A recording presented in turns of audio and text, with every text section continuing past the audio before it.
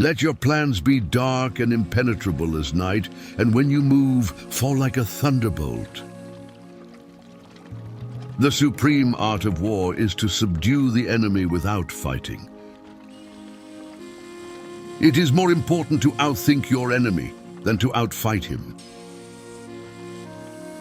If you know the enemy and know yourself, you need not fear the result of 100 battles.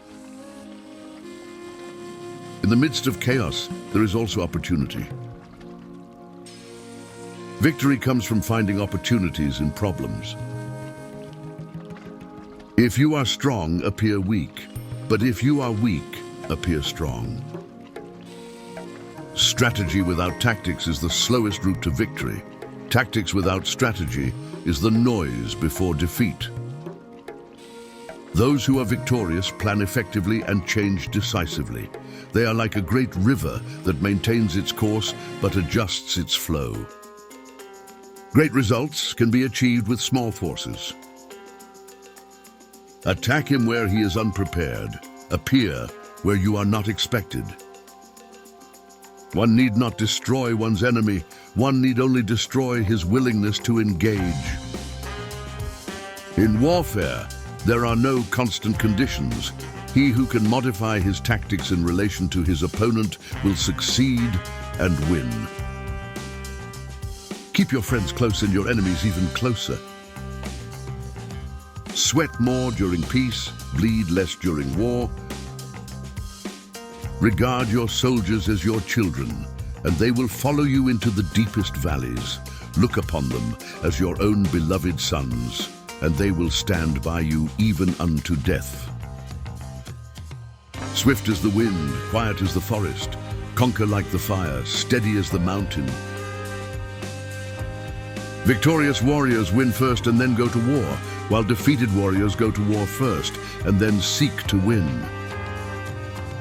To not prepare is the greatest of crimes. To be prepared beforehand for any contingency is the greatest of virtues. Attack is the secret of defense. Defense is the planning of an attack. If you fight with all your might, there is a chance of life, whereas death is certain if you cling to your corner. Convince your enemy that he will gain very little by attacking you. This will diminish his enthusiasm. The height of strategy is to attack your opponent's strategy.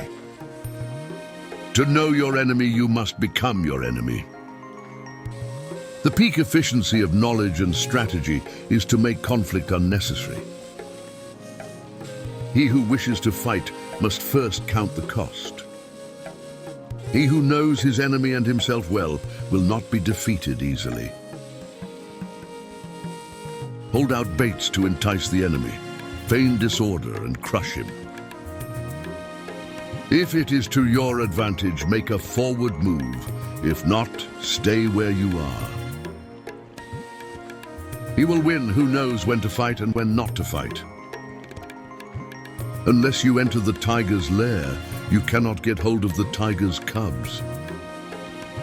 Opportunities multiply as they are seized. Wait by the river long enough, and the body of your enemy will float by you. Pretend to be weak, so your enemy may grow arrogant.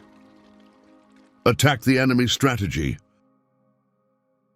A military operation involves deception. Even though you are competent, appear to be incompetent. Though effective, appear to be ineffective. If your enemy is superior, evade him. Don't flail against the world, use it. Flexibility is the operative principle in the art of war. Ponder and deliberate before you make a move. Be where your enemy is not. Invincibility lies in the defense, the possibility of victory in the attack. Let your plans be dark and impenetrable as night. Humble words and increased preparations are signs that the enemy is about to advance.